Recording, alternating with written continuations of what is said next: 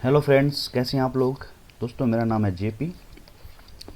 आज जो हम प्रैक्टिस सेट सॉल्व करने वाले हैं दोस्तों, वो रहेगा आपका आंकड़ों का चित्रों एवं ग्राफ द्वारा प्रस्तुतिकरण। जो प्रवक्ता स्क्रीनिंग जो सिलेबस में है दोस्तों, आपके लास्ट में देखना सिलेबस के मैथ्स रीजनिंग में, उसमें लिखा होगा आंकड़ों का चित्रों एवं ग्राफ द्वारा प्रस्तुतिकरण, जिसको हम डीआई बोलते हैं दोस्तों। अंग्रेजी में क्या बोलते हैं इसको? डीआई बोलते हैं। डाटा इंटरप्रिटेशन मतलब विभिन्न प्रकार के चैप्टर का समायोजन करके ग्राफों द्वारा इसको डिनोट किया जाता है और उस पर प्रश्न पूछे जाते हैं। उसको हम बोलते हैं क्या? डीआई, डाटा इंटरप्रिटेशन, या आंकड़ों का कोई आंकड़े हैं उसको चित्रों के माध्यम से या ग्राफ के माध्यम से आप जब प्रस्तुत करते हैं उसको कैसे सॉल्व करते हैं, आज हम उस पर काम करने वाले हैं। तो ये प्रैक्टिस सेट फुली बेस्ड होने वाला है दोस्तों आपका इस डीआई सेक्शन के ऊपर। ठीक है, 21 मार्च को इसका एग्ज़ाम होने वाला है दोस्तों। अब कुछ ही दिन आपके पास बचे हुए हैं और लगभग मैंने पूरे सिलेबस आपको इन प्रैक्टिस सेट के माध्यम से लगभग पूरा करवा दिया है।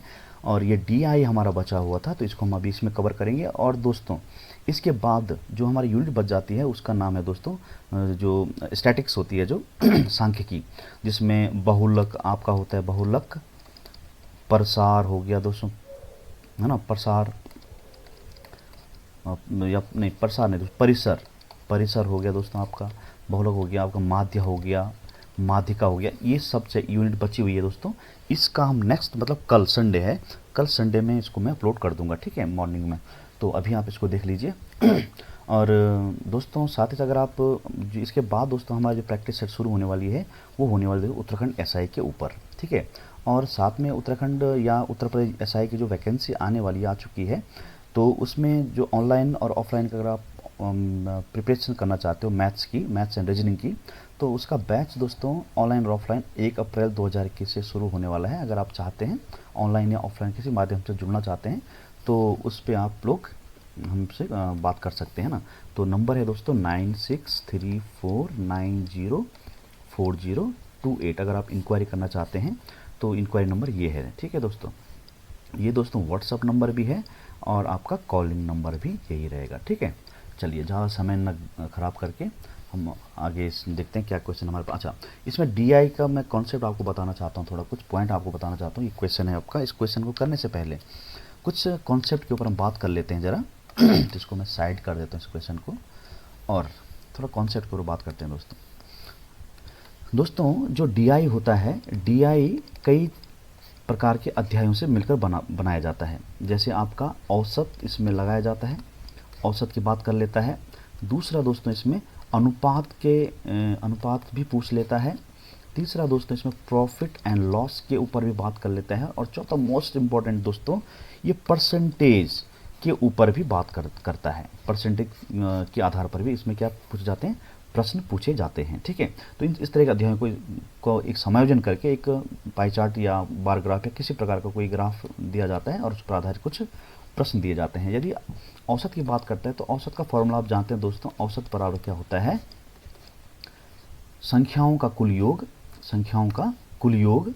अगर आप औसत निकालना है, औसत संख्याओं का औसत बराबर किसी चीज़ का औसत निकाल लो तो योग, कुल योग, कुल योग बटा कुल संख्या, कुल संख्या, ठीक है। ये औसत ऐसे निकाला जाता है, ठीक है। जैसे हमारे पास 4, 5, 6 इस तरह से हमारे पास संख्याएं हैं और बोलता है कि इनका औसत क्या है। तो औसत क्या होगा दोस्तों, एवरेज क्या हो जाएगा, आप जानते होंगे वैसे इसको ना। तो औसत का मतलब क्या होता है, 4 पर इन संख्याओं को जोड़ देना, संख्याओं को योग मतलब इन संख्याओं को जोड़ दो, 5 + 6 डिवाइड बाई जितनी संख्या वो कुल संख्या कितनी संख्याएं जोड़ रहे हैं हम लोग, 1, 2, 3, तो इनको जोड़ देना है। इनका नंबर ऑफ टर्म्स कितने वो लिख देने हमने।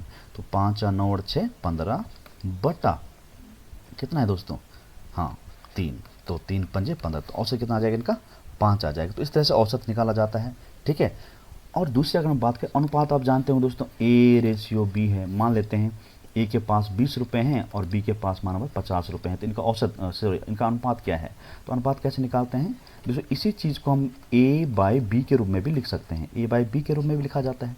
तो ए की वैल्यू 20 है और बी की वैल्यू कितनी है दोस्तों, 50 है। ये थोड़ा बेसिक है दोस्तों, ठीक है, डिटेल तो नहीं, लेकिन जो हमें ज़रूरत है मेनली उनकी बात करते हैं। तो ये 2 से 0 कटेगा, 2 बटा कितना बना 5। इसको हम क्या लिख सकते हैं, 2:5। तो ए और बी को जो प्राप्त जो धनराशि या कुछ भी है जो यहाँ पे दिया गया था, उनका रेशियो क्या 2:3 हो जाएगा, ठीक है। ये था अनुपात के बाद प्रॉफिट एंड लॉस में क्या होता है दोस्तों, प्रॉफिट एंड लॉस में क्या होता है, जब भी आप प्रॉफिट की बात करते हैं तो प्रॉफिट हो या लॉस हो, हमेशा दोस्तों कॉस्ट प्राइस पे निकाला जाता है। किस पे निकाला जाता है? सीपी कॉस्ट प्राइस पे निकाला जाता है, ठीक है। और जो एक्सपेंडिचर होता है, जो एक्सपेंडिचर होता है, जो खर्चा जिसको हम बोलते हैं, खर्चा जिसे हम बोलते हैं, वो सदैव आपका कॉस्ट प्राइस माना जाता है, ठीक है। क्या माना जाता है? कॉस्ट प्राइस माना जाता है। और कॉस्ट प्राइस पर ही आप प्रॉफिट निकालते हो और क्या निकालते हो? लॉस निकालते हो, ठीक है। तो इस तरह की बातें होती हैं थोड़ी। और हल्का फुल्का तो इस पे कॉस्ट प्राइस पे तो प्रवर्तक स्कीम तो शायद नहीं पूछा जाएगा, तो लेकिन जो पूछा जाने की संभावना है वो क्या है, कुछ क्वेश्चन इसमें डाले हुए हैं, उनको कर लेते हैं हम लोग। उससे करने से पहले परसेंटेज का कॉन्सेप्ट देख लेते हैं दोस्तों।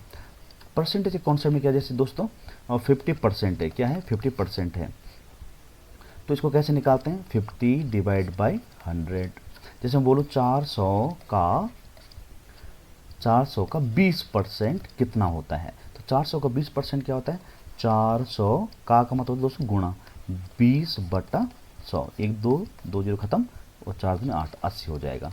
ये तो हो गया डिटेल सॉल्यूशन। लेकिन अगर हमें अगर हमें शॉर्टकट मेथड से निकालना है दोस्तों, तो शॉर्टकट इसका क्या हो सकता है?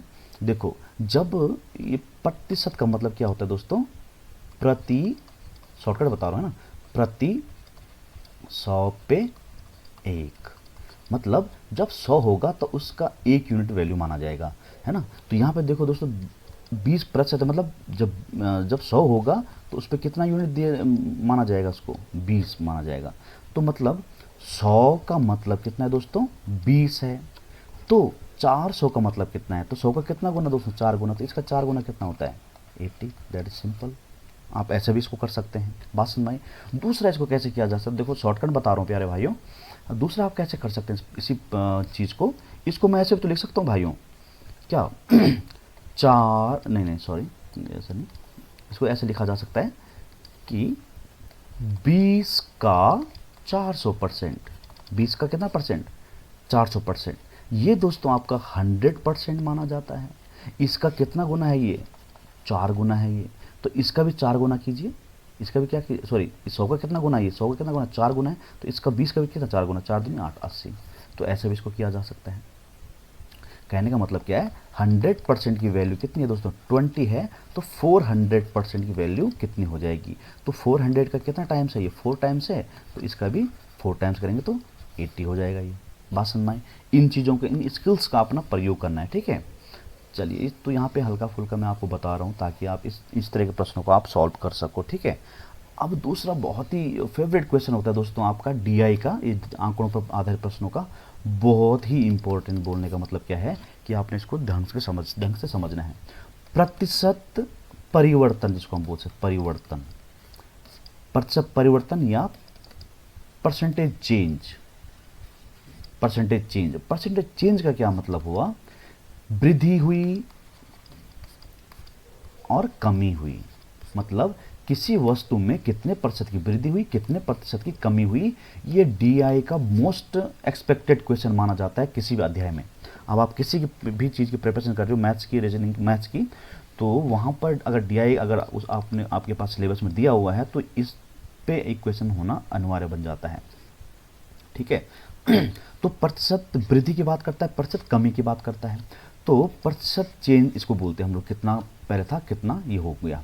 तो प्रतिशत चेंज जब आपको निकालना होता है दोस्तों, देखो भाई कोई राशि कितनी थी पहले 10 थी। एक एग्जांपल से मैं इसको आप समझाता हूँ। अब वह राशि 20 हो चुकी है। वो कितनी हो चुकी है?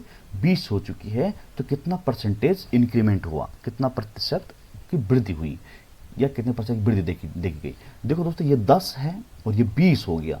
तो देखो कोई भी चीज़, कोई भी राशि अपने आप में 100% मानी जाती है दोस्तों। कोई भी राशि अगर मूल में कोई दिया गया है ना, प्रीवियस केस में अगर दिया है तो उसको 100% मानना है।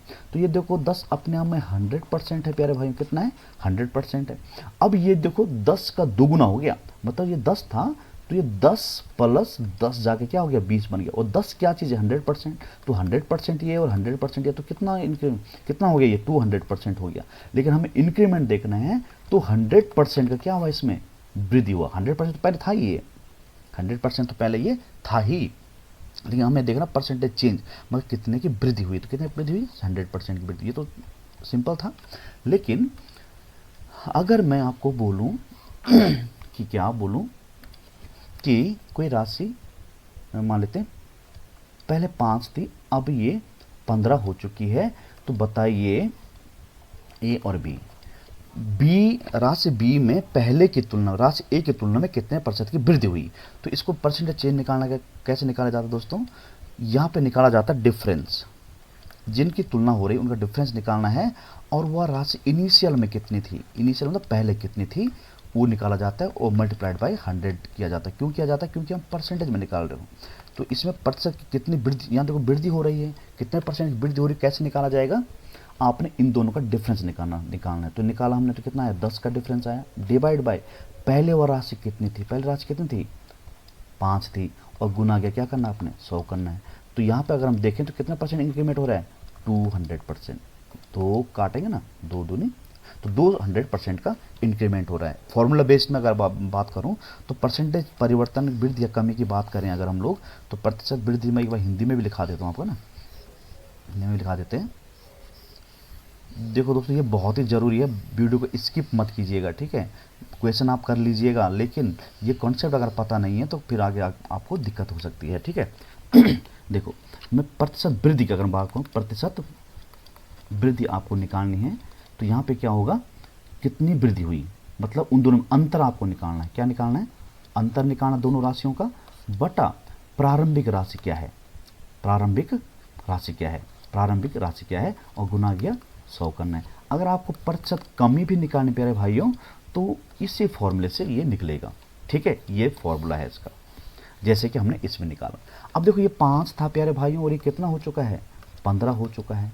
अब इसमें देखो 5 तो है ही, इसमें प्लस 5 प्लस 5, पहले राशि 5 थी 100%, अब देखो 100% ये है और 100% ये है, तो टोटल मिला के कितना परसेंट बढ़ा हुआ है, ये तो 5 मूल में था प्लस 10 और बढ़ा, तो ये कितना हो गया 200%। तो इसको ऐसे भी निकाला जा सकता है, बिना फॉर्मूले बेस्ड के आप ऐसे भी निकाल सकते हैं इसको, ठीक है।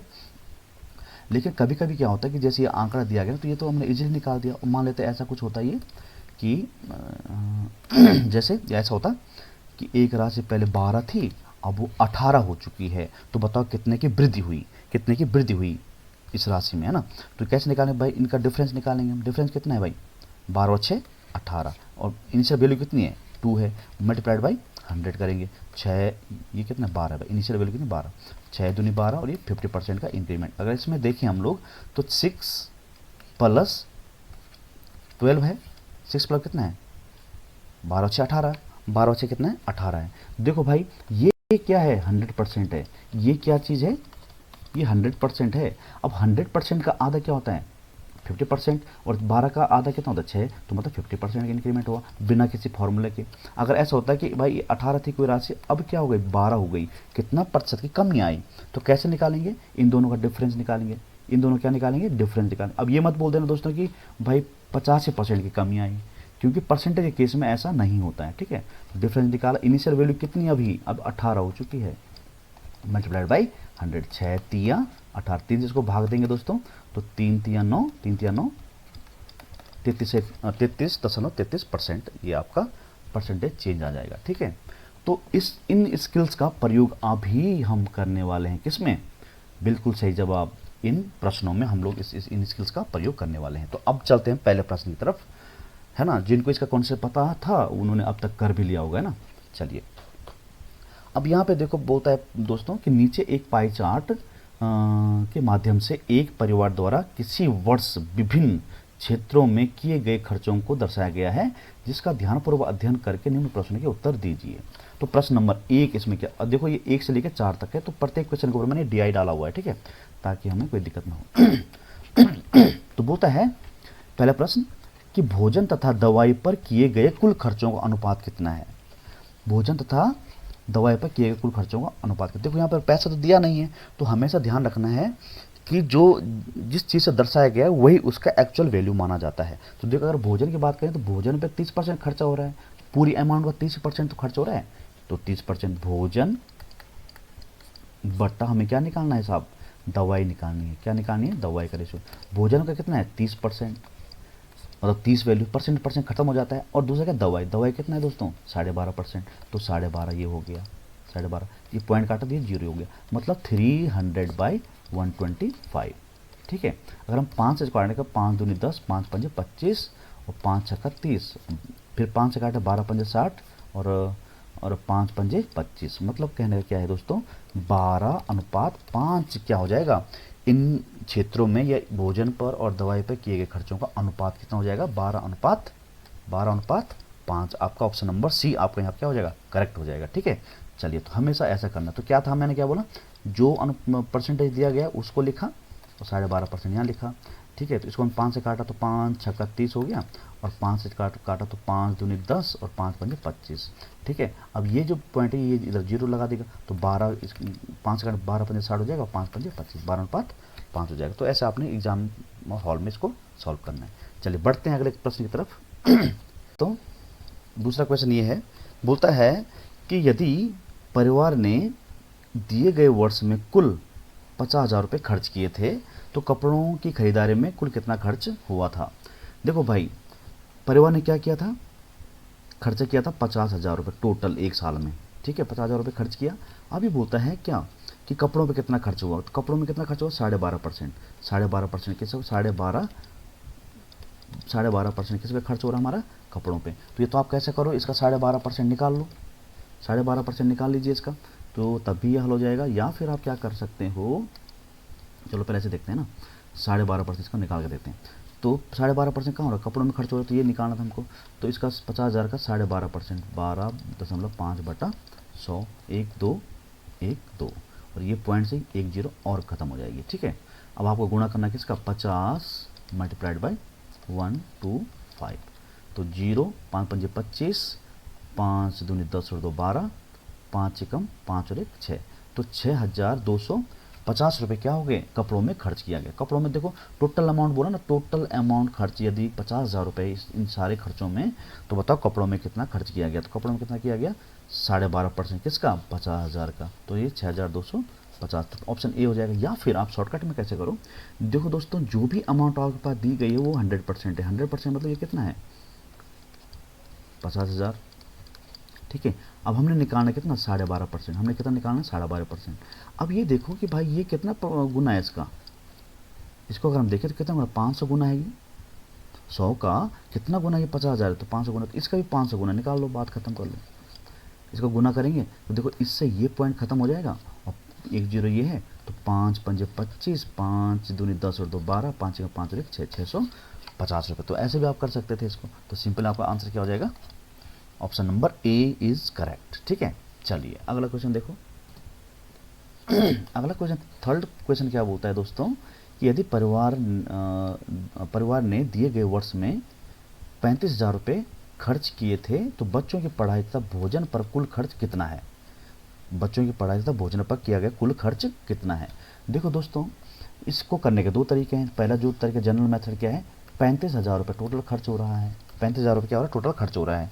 तो हमने पहले पढ़ाई पे कितना खर्च हुआ उसका उतना परसेंट निकाला। दूसरा क्या है, 35,000 का आपने क्या निकालना, भोजन पे कितना खर्च हुआ, 30%। देखो पढ़ाई पे कितना खर्च हुआ, 25% खर्च हुआ, तो 25% हमने इसका निकाला, 25% इसका निकाला, जो निकला यहाँ पे लिख दिया। इसका हमने फिर किस पे निकाला, भोजन पे कितना खर्च हो रहा है, 30% खर्च हो रहा है, तो इसका 30% हमने निकाला बटा 100, और जो निकल के आएगा यहाँ पे, फिर इन दोनों को जोड़ देना, जो आएगा आपका आंसर हो जाता है। तो इसमें थोड़ा लॉन्ग पड़ जाएगा आपको। शॉर्टकट क्या बोलता है दोस्तों, शॉर्टकट में क्या हो रहा है, देखो 35,000 का कितना परसेंट खर्च हो रहा है, देखो भोजन पे सॉरी बच्चों की पढ़ाई में 25% खर्च हुआ और भोजन पे कितना खर्च हुआ, 30%। टोटल कितना खर्च हो गया, देखो 25 और 30 55%। तो 55% क्या हो रहा है आपका, खर्च हो रहा है। टोटल अमाउंट कितने में खर्च हो रहा है, 55% खर्च हो रहा है।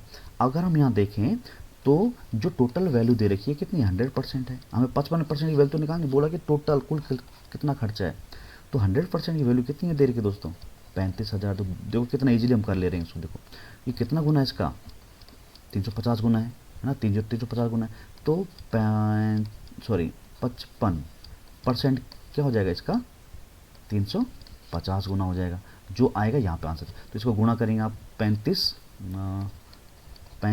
गुना गया 55 करेंगे तो 5 पंजे 25 और 5 पंजे 25 और 15 40 और 2 42 और 5 दिया 15 और 4 19।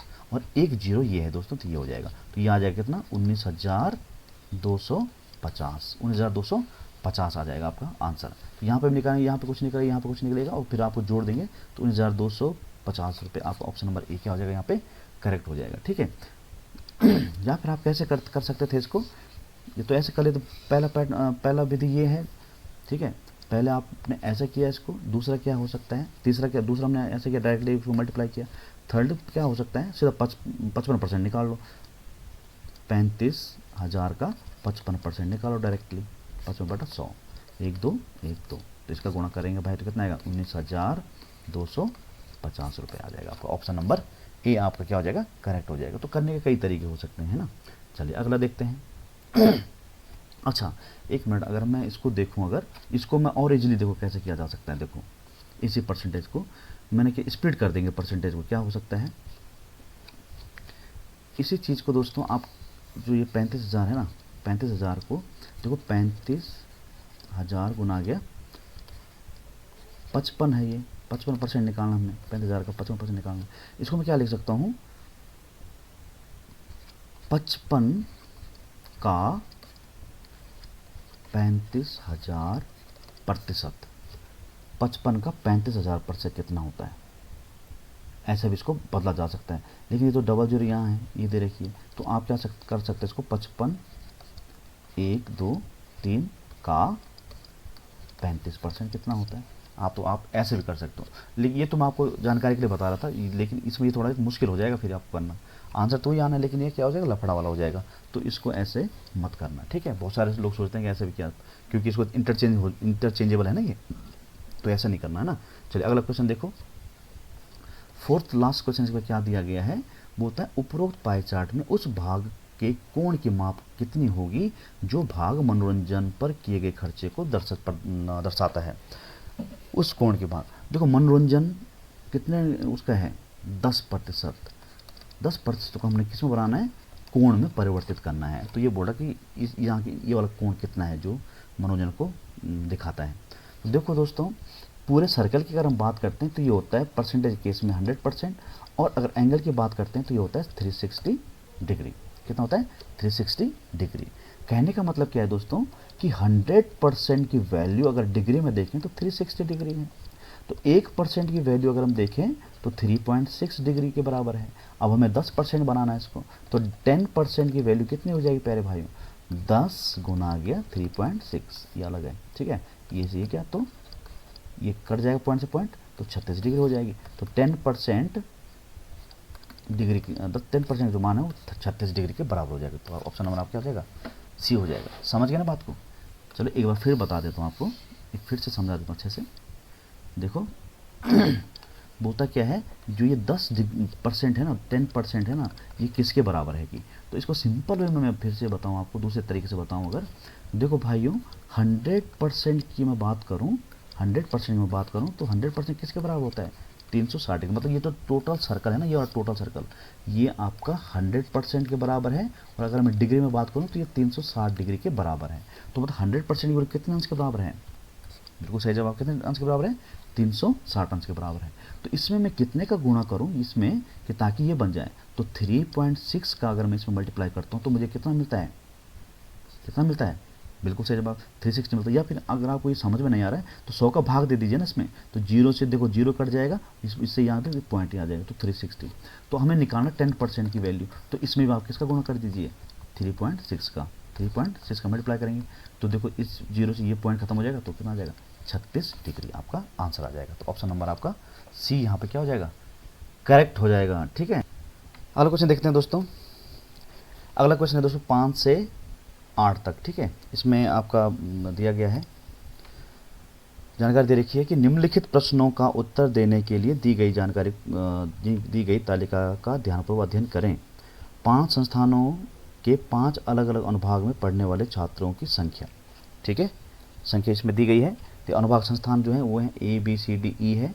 इसमें आर्ट्स वाले हैं, कॉमर्स वाले पढ़ने वाले, विज्ञान, मैनेजमेंट और कंप्यूटर पढ़ने वाले छात्रों की यहाँ पर संख्या दी गई है। तो प्रश्न बोलता है पहला कि सभी संस्थानों से कॉमर्स संस्थान में अध्ययन करने वाले छात्रों की औसत संख्या कितनी है। इसको छोटा कर लेते हैं। होता है दोस्तों क्या कि सभी संस्थानों से जो कॉमर्स में पढ़ रहे हैं, कॉमर्स में जो पढ़ रहे हैं सभी संस्थान ABCD तक इसमें पढ़ रहे छात्र, इन सभी का औसत क्या है। तो औसत कैसे निकालते हो, तो इन सबको जोड़ देना है, इन सबको जोड़ देना है और डिवाइड बाय जितनी संख्या उनको आपने ऐड कर देना है। इसका जोड़ने का तरीका भी कुछ दूसरे तरह से कर सकते हैं इसको। अगर हम इसको टोटल जोड़ें तो वो भी किया जा सकता है, या फिर शॉर्टकट से जाना है तो वो भी किया जा सकता है। कि शॉर्टकट में क्या है दोस्तों कि जब हम औसत निकालते हैं तो कोई एक ऐसे नियर संख्या मान लेनी है जो क्या हो, इनमें एक उभयनिष्ठ हो, कि जो सभी संख्याओं के नज़दीक में आती हो।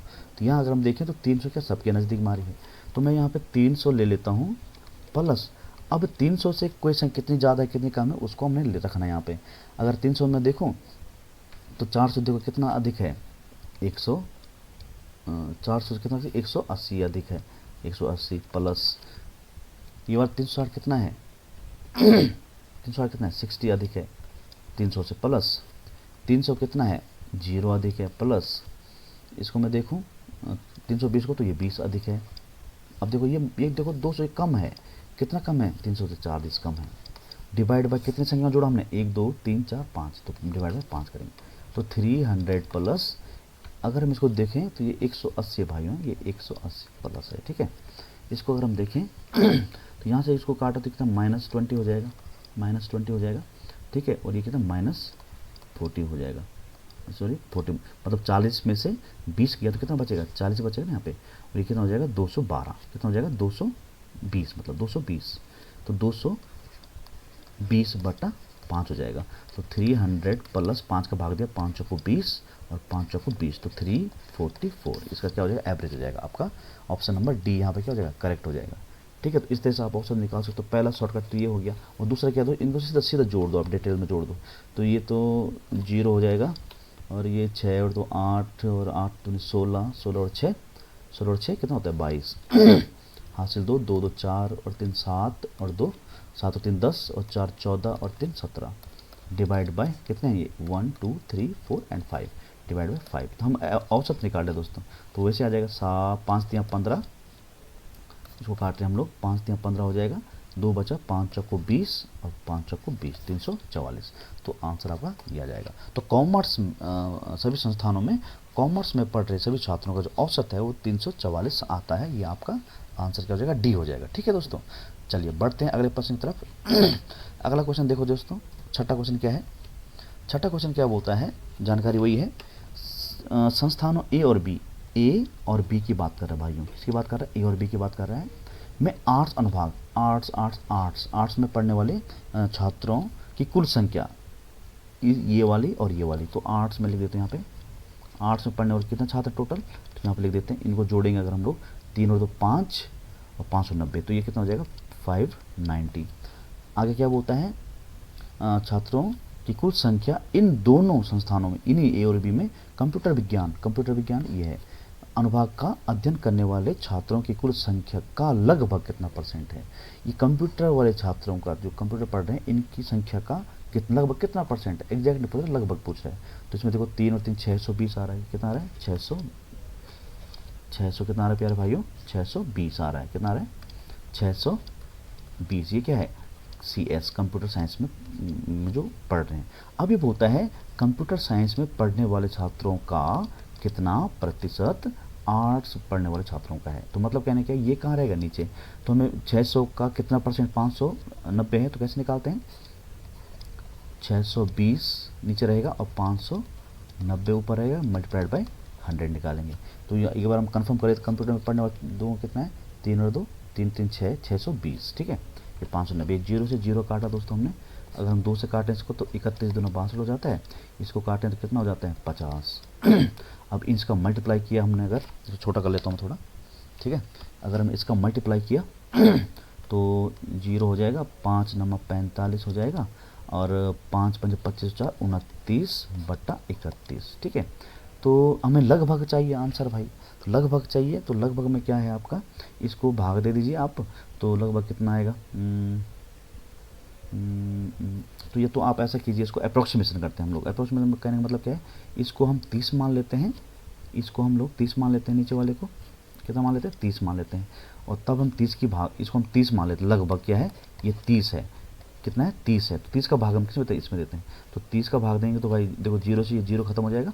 अब 3 बचा, 3 नम्मा कितना होता है 27 होता है ना। तो 29 है तो 2 बचा, तो 3 छक्का नहीं 3 छक्का 3 सत्ता यहाँ 2 बचेंगे 25 हो जाएगा ना, 3 सत्ता 21 हो जाएगा। और फिर कितना बचेगा यहाँ पे 21, और ये कितना है, ये कितना है 25 है ना, तो 4 बचेगा, दशमलव के 4, 3 से काटेंगे भाई, नहीं एक मिनट है, 3 अट्ठा 24 होगा ना, 3 अट्ठा होगा दोस्तों, सॉरी दोस्तों, 3 अट्ठा 24, तो 1 बच जाएगा, 10 3 तियाँ 9, 3 तियाँ 9, तो ये देखो 98 पॉइंट समथिंग आ रहा है। तो क्या 98 है क्या, मतलब इसके नियर में देखो ये 98 पॉइंट समथिंग है, मतलब 98 है लगभग ये। तो हमने क्या किया था, नीचे वाली संख्या को एक कम किया, तो ये ज़्यादा आएगा तो इसका मान थोड़ा कम आएगा, 98 से क्या आएगा थोड़ा कम आएगा। तो यहाँ पे 95 जो है इसके करीब आ रहा है, तो 90 बहुत कम हो रहा है, 85 और कम, ये और कम, तो इसका अप्रोक्सीमेशन आंसर अगर माना जाए कितना हो जाएगा 95 इसका माना जाएगा। या फिर आप सीधा अगर ज़्यादा ही डिटेल में जाना चाहते हो, अगर अप्रोक्सीमेशन नहीं करना चाहते हैं तो 31 डिवाइड कर किससे कर लो 295 ये कर लीजिए, ठीक है। अगर हम इसका नम्मा करें 31 नम्मा, तो 9 एकम 9, 9 तियाँ 27, तो डिवाइड काटेंगे बाद कितना 6 बच जाएगा, यहाँ पर 8 में से गया तो 16 बच जाएगा, और फिर ये 0 नीचे उतर जाएगी, ठीक है। तो 31 पंजे 5 कम 5 और 5 तियाँ 15 इतना हो जाता है, तो कितना हो जाएगा 5 बच जाएगा, और ये 5 से इस पर बच जाएगा भाई, तो 95 पॉइंट समथिंग आएगा ये, तो वही आ रहा ना, तो 95 आपका क्या हो जाएगा अप्रोक्सीमेट। तो यहाँ लिखा हुआ है कि लगभग कितना प्रतिशत है, तो हमने निकाल दिया लगभग कितना 95% के बराबर है, ठीक है। अगला क्वेश्चन देखो, 7वां क्वेश्चन क्या पूछता है, इसको थोड़ा छोटा कर लेते हैं। 7वां क्वेश्चन बोलता है प्यारे भाइयों, तो यहाँ साइड में रख लेते हैं हम लोग। ये बोलता है क्या कि संस्थान सी और डी की से विज्ञान अनुभाग, सी एंड डी में विज्ञान अनुभाग में अध्ययन कर रहे छात्रों की कुल संख्या, विज्ञान में साइंस में पढ़ रहे छात्रों का, किसमें सी और डी में पढ़ रहे छात्रों का छात्रों की कुल संख्या और इन दोनों संस्थानों कंप्यूटर साइंस में पढ़ रहे छात्रों की कुल संख्या का क्रमशः अनुपात कितना है, कंप्यूटर साइंस CS में C+D में क्या अनुपात है। तो भाई साइंस में कितने छात्र पढ़ रहे हैं, C और D में देखो 3 ये है, 360 ये और 400 ये हो गया, तो कितना होगा 80, 4 3 780, तो 780 ये हो गया अनुपात। कंप्यूटर साइंस में देखो, अगर कंप्यूटर साइंस में देखेंगे अगर, तो 380 ये है और 480 ये है, 3 3 600 ये हो गया, 8 4 12 120 ये हो गया, है ना, 6 6 7 720, तो कितना हो जाएगा ये, एक मिनट, कितना हो गया 8 4 12 2 हो गया, 3 6 और 1 7 720 ये हो गया, कितना हो गया 720 ये हो गया। तो 0 से ये 0 कटी दोस्तों, अगर हम 2 से काटें 2 3 6 2 9 18, 2 से काटे 2 36 2 72, फिर 3 से काटें 3 कम 3 3 3 9, 3 कम 3 3 2 6, तो 13 अनुपात क्या आ जाता है इनके बीच में अनुपात 13:12, तो 13:12 कौन सा है, ए ऑप्शन आपको क्या हो जाएगा यहाँ पे करेक्ट हो जाएगा, 13:12। समझ यहाँ बात को।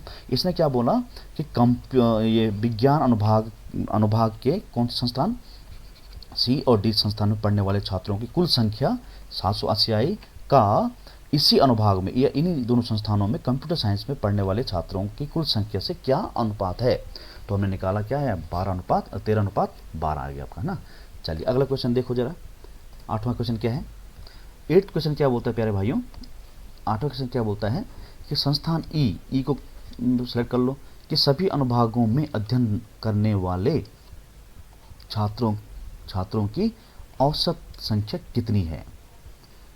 अनुभाग ई में सबका हमें इसको टोटल करना है, उसका औसत निकालना है, तो इसको जोड़ेंगे सबको जोड़ेंगे, तब हमें निकालना कितना औसत है। देखो भाई इनको पहले सीधे सीधे 300 500 5 3 8 3 12 नहीं 8 3 11 और 2 13 1300 प्लस, अब देखो 80 ये है और 80 ये है, कितना हो गया 140 180 210, तो 210 ये हो गया। इसको जोड़ेंगे अगर हम लोग 13 और 2 1510 ये हो गया। अब डिवाइड करना कैसे 1 2 3 4 5 डिवाइड बाय 5 करेंगे, तो 5 3 15 हो जाएगा, है ना, फिर यहाँ 0 लगेगा और 5 एकम 5 दूनी 10, 302। तो औसत कितना हो जाएगा दोस्तों? 302 हो जाएगा। ठीक है, तो बोलता संस्थान ई में सभी अनुभागों में अध्ययनरत छात्रों का औसत कितना होगा?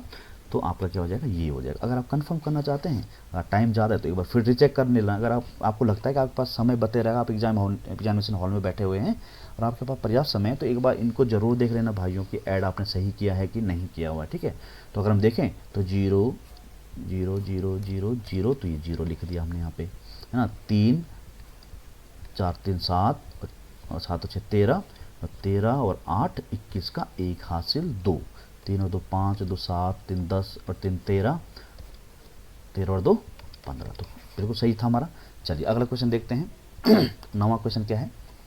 9th क्वेश्चन देखो दोस्तों, ये बार ग्राफ से आया हुआ है, देखो जरा क्या बोलता है कि 2010, 2011, 2012 में फर्म के राजस्व का कुल मूल्य करोड़ों में कितना है? ये सब करोड़ों में दिया गया है दोस्तों जानकारी। देखो आप देख रहे होंगे यहाँ 2009 दिया हुआ है, फिर 11 दिया हुआ है, फिर 13 दिया हुआ है, फिर 15 दिया हुआ है। तो यहाँ पे ये वाला हो जाएगा 2010, ये हो जाएगा 2012 और ये हो जाएगा 2014। समझ रहे बात को? जो नहीं दिया तो कुछ कॉमन भी देखना आप लोगों ने। तो ये बोलता है कि सिर्फ 2010, 2011 और 2012 में जो टोटल जो राजस्व था वो कितना है। तो टोटल राजस्व ये दिया गया, इनके सर के ऊपर लिखा हुआ है कि 2009 में क्या राजस्व रहा, 2010 में क्या रहा, 11 में क्या रहा। ठीक है, तो हमें 2010, 2011 और 2012 का कुल राजस्व निकालना है। तो 2010 की अगर बात करें, 2010 में कितना था? 260 था, तो 260 प्लस 2011 में कितना राजस्व आ रहा है? देखो जरा 350 आ रहा है, प्लस 2012 में, 2012 ये वाला है भाई 320 आ जाएगा। इनको जोड़ेंगे तो ये 0 हो जाएगा, 2 3 5 2 7 और 6 13 का 3 आ जाएगा, हासिल 1 4 3 7 और 2 9, तो 930 आ जाएगा दोस्तों टोटल राजस्व 2010, 11 और 12 में। तो 330 930 ऑप्शन नंबर आपका बी यहाँ पे करेक्ट हो जाएगा। ठीक है, ऑप्शन नंबर बी आपका क्या हो जाएगा? यहाँ पे 930 आपका क्या हो जाएगा? करेक्ट आंसर निकल के आ जाएगा। चलिए दोस्तों अगला क्वेश्चन देखते हैं क्या है। 10वां क्वेश्चन देखते हैं। 10th क्वेश्चन देखो दोस्तों, यहाँ पे बोलता है, थोड़ा इसको थोड़ा हल्का साइड कर लेते हैं इसको इधर को। ठीक है, चलिए अगला क्वेश्चन बोलता है कि पिछले वर्ष के संदर्भ में, पिछले वर्ष में जैसे 11 है तो इसके वो संदर्भ में, 9 है तो किसी की बात नहीं, तो 13 है तो 12 के संदर्भ में, 15 है तो 14 के संदर्भ में, ऐसा पूछ रहा है ना। तो पिछले वर्ष के संदर्भ में 2010 में फर्म के राजस्व में कितने % की कमी आई? 2010 में पिछले वर्ष की तुलना में कितने % की कमी आई? देखो दोस्तों 2009 ये है और 2010 आपका ये वाला फर्म है।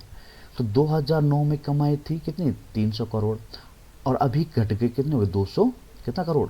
60 करोड़। तो हमें प्रतिशत कमी बताने की 2010 में कितनी कमी हुई।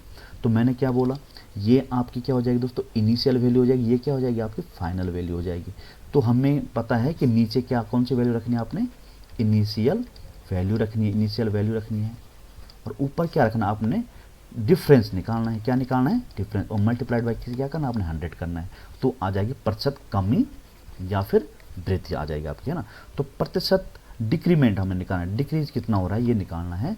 तो इसका 300 मैं डिटेल में लिख देता हूँ, 300 माइनस 260 बटा किससे कर रहे हैं? पिछले साल के संदर्भ में कर रहे हैं, तो 2009 के संदर्भ में देख रहे हैं। तो कितना था पिछला? इनिशियल हो जाएगा 300 और गुना क्या करना आपने? 100 करना है। इसको हम घटाएं अगर, तो 300 में से तो 40 बच जाएगा भाइयों, और 300 ये हो जाएगा, गुना गया 100, ये 2 जीरो से 2 जीरो खत्म हो जाएगी, है ना।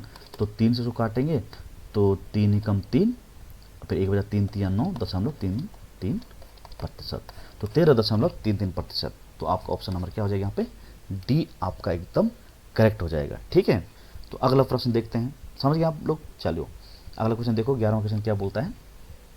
ये क्या कहता है दोस्तों, छोटा कर लेते हैं थोड़ा इसको। बोलता है किस वर्ष, बोलता है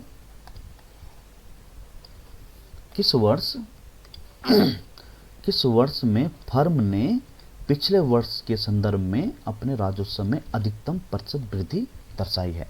तो अब आप प्रत्येक हिसाब से आपने करना होगा, तो आपने इन्हीं ऑप्शंस के वर्षों को ही चेक करना है भाई। ठीक है, अगर 2011 की मैं बात करूं, 2011 की अगर बात करते हैं तो 2011 की तुलना किससे होगी? 10 से होगी भाई। 2014 तो 14 की तुलना, 14 यहाँ पे 14 तुलना किससे होगी? 13 से होगी, और 16 की तुलना, ये 16 है, 16 की तुलना किसी 15 से करना है, तो परसेंट इंक्रीमेंट है डिक्रीमेंट देखते हैं। अब यहाँ पूछ रहा है प्रतिशत वृद्धि। तो देखो दोस्तों 2011 की अगर हम बात करते हैं तो 11 की तुलना कैसे होगी, 10 से तुलना होगी, तो 2010 में 260 था, अब 350 हो, तो वृद्धि हो रही है। और 2014 में देखें तो 2013 में कितना था, 250 था और 300, वृद्धि हो रही है, लेकिन हमें बताना प्रतिशत वृद्धि बतानी है, ठीक है। और 2016 की अगर बात करें तो पहले 240 था, अब 280 हो चुका है। तो अब हमने ये बताना कि मैक्सिमम अधिकतम कहाँ पे परसेंटेज इंक्रीमेंट हुआ, तो इसको स्टेप बाय स्टेप करना पड़ेगा। तो अगर 2011 की अगर हम बात करते हैं, 2011 में देखें अगर, तो प्रतिशत वृद्धि अगर हम देखें तो कितना आ रहा है, 2010 में था 260 और कितना हो गया इतना, तो ये हो जाएगा कितना, इनका डिफरेंस निकालते कितना आ जाएगा 90 डिवाइड बाय इनिशियल वैल्यू कितनी है 260, तो 260 और गुना क्या करेंगे आप 100 करेंगे, पहला केस हो गया। अब इन्हीं ऑप्शन के सबके लिए निकालने जरूरत नहीं है, 2014 का निकालना हमने, तो 2014 के लिए निकालना अगर प्रतिशत चेंज बराबर इंक्रीमेंट कितना हो जाएगा, तो 2013 और इसका अंतर निकालना है। तो यहाँ देखो 50 ये है और 40 5 90, तो 90 का अंतर आ गया, और 2013 में 250 के यहाँ डिवाइड किया और मल्टीप्लाइड बाई, ये लास्ट में हम लोग वैल्यू निकालेंगे, ठीक है। अब 2016 के लिए देख लेते हैं, 2016 के लिए भी देखते हैं तो क्या परसेंटेज चेंज आ रहा है यहाँ पे देखो 2015 में कितना था दोस्तों 40 था, अभी कितना हो चुका 80 हो चुका है, तो कितना बढ़ रहा है 40 वैल्यू बढ़ रही है, तो डिवाइड में कितना हो जाए 240 ये हो जाए, गुना गया 100 हो जाएगा। अब इनका प्रतिशत वैल्यू निकालो, इससे ये काटा हमने है ना, और इसको हमने काटा तो 13 आया, इसको काटा तो 50, दूसरे काटे ना 50 आया, तो ये हो जाएगा 5 9 45 बटा 13 काटे 13 3 39 हो जाएगा, 13 3 39 और कितना बचा, तो 6 बचा 60 हुआ, 60 13 चक्कू 52, 13 पंजे 65, 13 चक्कू 52, देखो 34 आ रहा लगभग, बस पॉइंट के बाद नहीं देखना, पहले पॉइंट से पहले देखते हैं। अगर पॉइंट के पहले अगर चेंज आ रहा है तो ठीक, अगर पॉइंट के पहले अगर यहाँ 34 यहाँ भी 34 आ रहा है, यहाँ भी 34, तब आप पॉइंट के बाद निकालो, तो 34 यहाँ लगभग आ रहा है परसेंट का चेंज। इसमें देख कितना आ रहा है, 0 से 0 कटा, 25 चक्कू 100 हो रहा है, 25 चक्कू 100 होता है, और 5 नमक और नहीं 9 चक्कू 36% ये हो रहा है, देखो ये ज़्यादा हो रहा है अभी है ना। और इसका देखें अगर हम लोग ये काटा 6 से काटा, 4 छक्का 24, 6 से काटा भाई तो कितना आएगा 6 कम 6 और 6 छक्का, ये तो 16% जो कम है। तो मैक्सिमम इंक्रीमेंट अगर हम देखें तो कहाँ आ रहा है 36% आ रहा है, तो 36% किस में आ रहा है 2014 में, तो आपका जो आंसर हो जाएगा प्यारे भाइयों वो क्या हो जाएगा 2014। तो 2014 में क्या हो रहा है, अधिकतम वृद्धि हो रही है, ठीक है।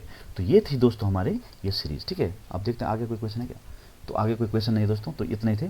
तो इस तरह के प्रश्नों को आपने हल करना बहुत ज़रूरी है दोस्तों आपके लिए परीक्षा की दृष्टि से, ठीक है। तो 1 या 2 क्वेश्चन आप मान के चलिए कि स्क्रीनिंग एग्ज़ाम में ज़रूर पूछे जाएंगे दोस्तों, ठीक है। तो आपसे गुजारिश है हमेशा की तरह कि प्लीज़ मेरे चैनल को सब्सक्राइब कीजिए, लाइक कीजिए एंड अपने फ्रेंड सर्कल में इसको शेयर कीजिए और कमेंट्स कीजिए, है ना। चलिए, तो मेरा नाम है दोस्तों जेपी, और प्लीज़ मेरे चैनल को लाइक सब्सक्राइब और शेयर कीजिए। आज के लिए यहीं रखते हैं, कल दोस्तों मैंने बोला हम बात करेंगे स्टैटिस्टिक्स वाले चैप्टर